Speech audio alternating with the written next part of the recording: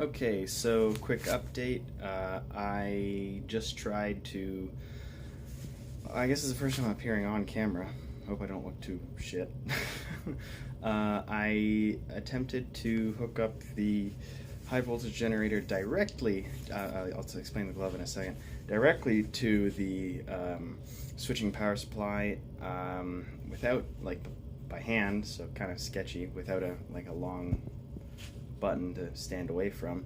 Doesn't really matter because it didn't really turn on, because as I feared, the inrush current, so the current that it draws as soon as it turns on, which is for inductive and capacitive loads generally much, or for capacitive loads, I'm not sure about inductive loads, I don't think so, but anyway, there are capacitors, large capacitors in the high voltage generator. Where was I? Oh, yeah. For inductive and or capacitive loads, or capacitive and or inductive loads anyway, they can generally, right on startup, draw a significantly larger current than their steady state current, or steady state, or listed operating current. So I fear that's what happened. Thankfully, it doesn't seem like it's blown the power supply. It seems that the power supply, despite saying that it would damage it, they actually built it stronger than they let on, which is good. You always want to build things stronger than you tell the consumer that they are, so that the consumer never tries to think that.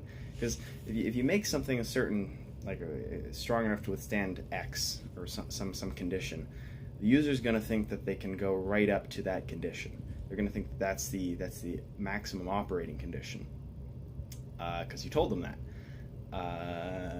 When in fact you tell them the maximum operating condition, then you design it to withstand like twice that or 3 times that or whatever, a safety factor multiple of the actual of your listed operating condition. That way they never actually exceed the maximum and they never actually break it. But they can exceed what are known as what you describe as safe conditions, or conditions that you are absolutely certain they're okay for. Anyway, it looks like that they did that, so they did their jobs well. Yeah, so, sorry, I'm just looking behind the camera at the actual device. I'm sitting in front of the desk I normally film at. I'm tactfully avoiding my room, which definitely isn't a total mess right now. But, words. Oh, yeah, so I connected it right up to the power supply, and as I thought, the inrush current was significantly higher than the rated current for output current of the power source. And I think the power source has current sense. Obviously it has some kind of current sensing, probably like a shunt resistor or something,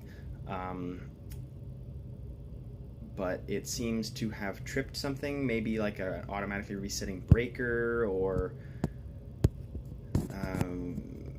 maybe an IC connected to the main like MOSFET or something, I don't know. Anyway, it shuts it off, which is good.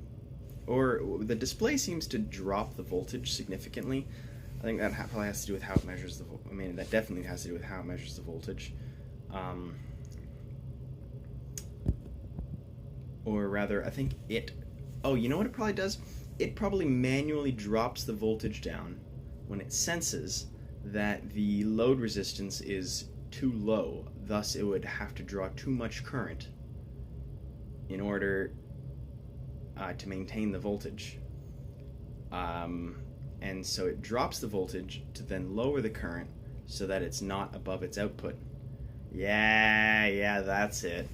I bet you that's it.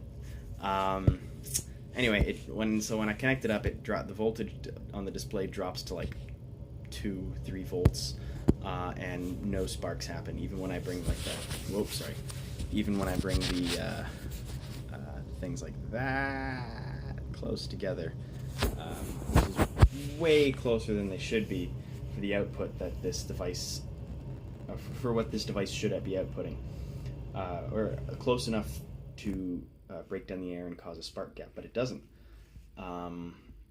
or to cause an arc, but it doesn't cause an arc, so obviously it's not receiving power. Also, the LED that I've put onto the high voltage generator, or into the high voltage generator circuit with its own voltage regulator on it, to indicate that the high voltage generator is receiving power, immediately flicks on and then turns off as soon as I connect it up, which indicates that yes, it is receiving a very quick burst of power and then suddenly being denied power. So it means that the problem is happening in the the shutoff is occurring upstream, so to speak, which is to say in the power source. It's not a problem in the high voltage generator itself. So that's the good news. The bad news is now I have to deal with the problem of inrush current, which is another thing I'm gonna have to look up how to do. It's like you 2 steps forward, 1 step forward, 2 steps back. Alright, well, that's this update, but I'm heading to California for the next week, so I'm probably not going to be able to work on this for at least a week. At least not actually work on it. Maybe I'll try to get some research done, but I've got midterms coming up, so I got stuff to do. Anyway, so yeah. Oh, the gloves in this. Basically, I was wearing this and this other glove here to protect myself against the potentially high voltage, as well as this, so it's a long sleeve.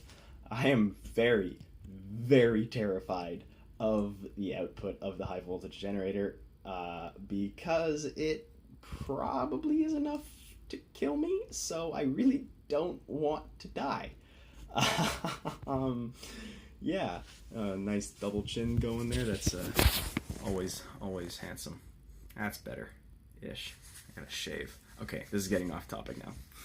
See ya.